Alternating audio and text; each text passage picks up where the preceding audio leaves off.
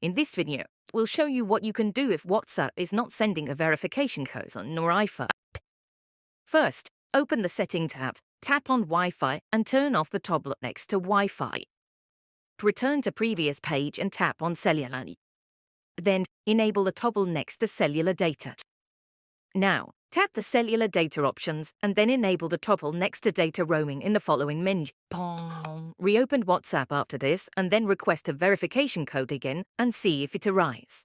If WhatsApp still won't send verification code, open the Settings app again and then scroll down to locate messages and then tap on it. After that, turn off the toggle next to iMessage. Then, scroll down to the message filtering section and select Unknown and Spam. Then, disable the toggle next to Filter Unknown Senders. Open WhatsApp one more time and check if you receive the verification code.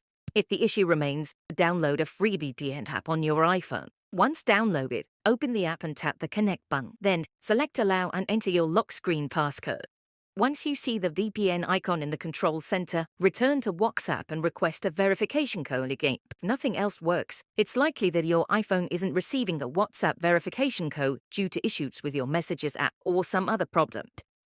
In that case, you can try inserting your SIM card into another Android or iPhone.